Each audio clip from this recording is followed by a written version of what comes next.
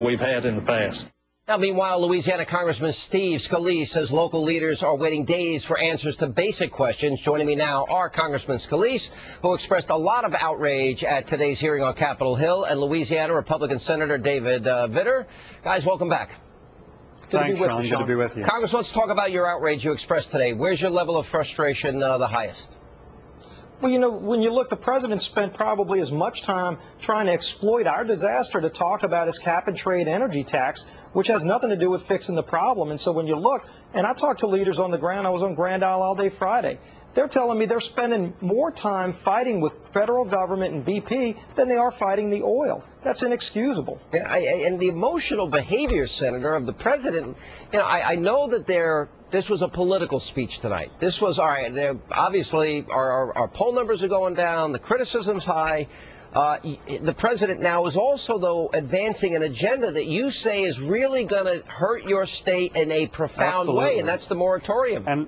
And Sean, Steve is also completely right about cap and tax. He spent more time on using and abusing our crisis to advance that pre-existing leftist political agenda than on anything else. And that's really offensive because it is an ongoing crisis that we're facing. It's the equivalent of a new major oil spill every day, and it continues. Can I ask both of you, because this is my great fear when I start thinking about this, all the analysis that I've seen, and I know the president said tonight that pretty soon we should be getting 90% of the oil as it's coming up. What if that doesn't happen, Senator? I don't know, Sean. August is a long time in terms of actually capping the well, these relief wells. And so we need better answers before that. And that's why also the battle to protect our coastline and marsh is so critical. And Steve's right, that response has not been there from the federal agencies. The president tonight used great wartime analogy. Problem is that does not match the reality on the ground. There is not the right sense of urgency among federal officials. There is not the clear military-style chain of command. I blame the government, Congressman, for their lack of urgency in reaction to what is an obvious catastrophe. I mean, I can't even, failure does not do justice to how bad this reaction has been here. But for the president, there's also blame to go around, and I think we've got to, if the president wants to analyze why we're here, he thinks it has to do with our addiction to fossil fuel. Isn't a big part of the reason the Democratic Party's unholy alliance with environmental groups? For example, we couldn't burn, we couldn't use chemical disbursements. Similarly, why do we have to go 5,000 feet down in and so deep out to sea when we can go to shallower waters in the Pacific, the Atlantic? Why aren't we in ANWR? It seems that, you know, this argument that he's making doesn't really seem to meet the smell test, that we've run out of water in places that are easier to drill in.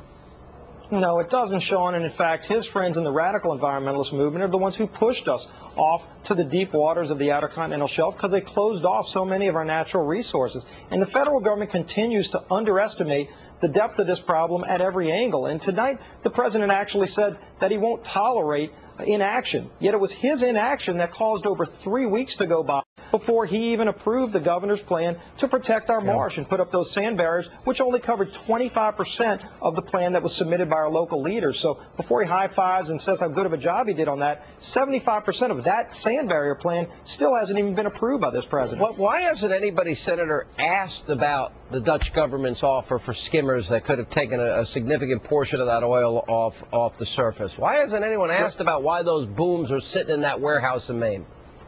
Sean, I've asked about it. In fact, for 3 weeks, I pushed that Dutch issue because folks in the industry contacted me and knew about this opportunity.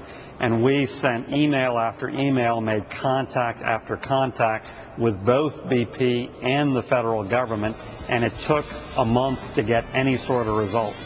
All right, guys, thanks for being with us. And thanks, Sean. I hope we start accepting the help of people that can help, and we start helping to plug up the hole and cleaning up as quickly as possible. Thank you both for being with us. Thanks. Good to be with you, Sean. And coming up, Ohio gubernatorial